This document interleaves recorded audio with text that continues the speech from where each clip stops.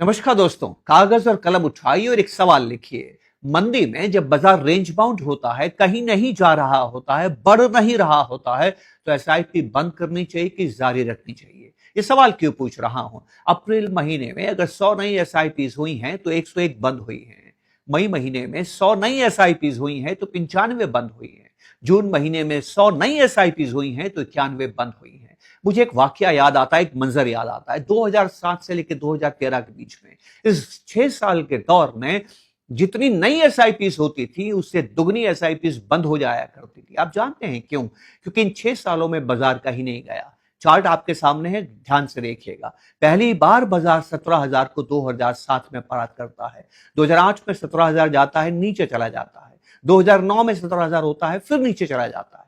2011 में फिर 17,000 होता है, नीचे आ जाता है। 2012 में फिर 17,000 के ऊपर जाता है, नीचे चला जाता है। मतलब अगले 5-6 सालों तक बाजार कहीं नहीं गया। पर अगर आपने म्यूचुअल फंड में निवेश किया और वहां बैठे रहे, अपने एसआईपीस को बंद नहीं किया, अपने लमसम इन्वेस्टमेंट को बाहर नहीं निकाला, तो वही इक्विटी म्यूचुअल फंड की एनएवी लगातार बढ़ती रहती है। सेंसेक्स 100 का 100 रहा, पर इक्विटी म्यूचुअल फंड 100 से बढ़ के 142 हो गई। किसके लिए हुई? जो इन 6 सालों में, 5 सालों में लगातार बाजार में बैठा रहा। इसीलिए मैं कहता हूं म्यूचुअल फंड सही है, लेकिन सही हमसे होता नहीं है। यही तो सवाल मैंने आपसे पूछा था, कागज पर लिखिएगा। महाभारत का एक वाक्य है, भगवान कृष्ण दुर्योधन से नाराज होते हैं। दुर्योधन को समझ में आ गया कि मुझे सजा मिलने वाली है। वो सजा से बचना चाहता है। वो कृष्ण के कदमों में गिरता है और आप जानते हैं क्या कहता है?